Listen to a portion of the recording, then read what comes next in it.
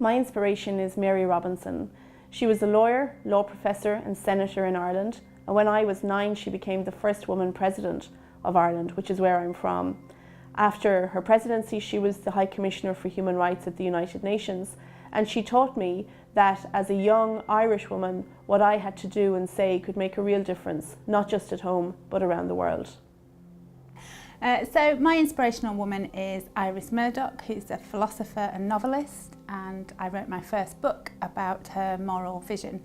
So she's inspirational because she saw morality very differently from standard ways, and she transformed it, looking not at whether you should act in certain ways, but that you should be somebody and that you should look very closely and look for the real.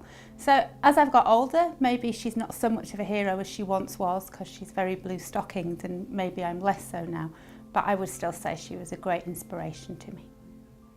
Rachel Carson, who was credited with founding the environmental science movement, so she persevered to find a link between the indiscriminate use of pesticides and harm to wildlife, particularly birds initially. And despite being given a very difficult time in the media and portrayed as a hysterical woman, she continued her campaign and eventually was credited with the founding of the US EPA and environmental regulation generally. My feminist hero would be my mum. She wouldn't necessarily use the label feminist to describe herself, but she's always taught me to trust my instincts, to stick to my guns and to be an empowered, independent and strong-willed woman. She's always taught me to be kind and thoughtful and forgiving and to try and see both sides of an argument. So she's definitely my biggest female role model, and I think it's so important for young women today to have female role models. My inspiration is my 3-year-old son Jake, because he doesn't see difference, he just sees people. As somebody who runs a business school, I'm interested in business women, and one of my favourite business women is Dolly Parton, the country music singer. She has set up a big business over the years and made lots of money from her songs. She's written over 5,000 songs. And one of the biggest business decisions she made, which she was very much criticised for at the time, was when Elvis Presley's agent said, "Can Elvis record I Will Always Love You, but Elvis has to own the songs he records." And she said, "I'm not going to sell him my song. It's one of my most precious things." Sure enough, 10 years later, after people had derided her for this business decision, along came Whitney Houston, who recorded it, and millions and billions of dollars were made. Secondly, she's a great philanthropist, being brought up in a life of poverty with a father who couldn't read. She's put lots and lots of money and energy into literacy campaigns around the world. And thirdly, she has a great phrase, she doesn't take herself too seriously. My favourite quote of hers is when people ask her about her appearance and she says, "It takes a lot of money to look this cheap."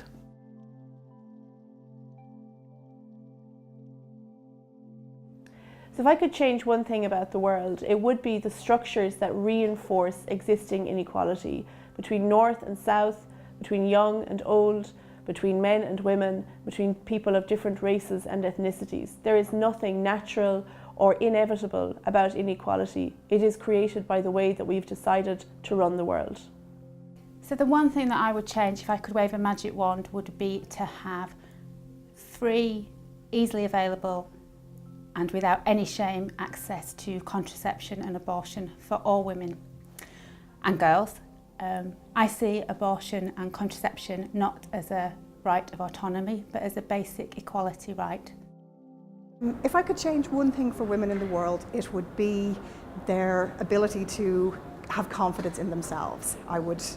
If women could be men for a day and just go around with the level of inherent self-confidence, they would see that they can achieve anything and not be held back and not feel that they have to be modest and feminine in their behaviour. That I'm not saying that we should behave like men, but we should have the confidence of men and therefore not have any sense of limit on what we can achieve in our careers, in our family lives and for ourselves generally.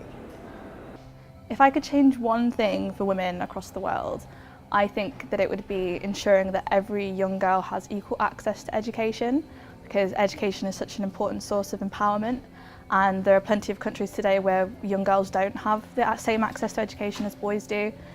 I would like to see girls grow up with the knowledge that they can do anything that they set their minds to, and for the world to accept them as equal and important human beings. But if I was to choose one thing, I think I would eradicate everyday sexism, because it's both enduring and it's really debilitating. And it actually has quite a big impact on what women think they can actually achieve, which is a real shame.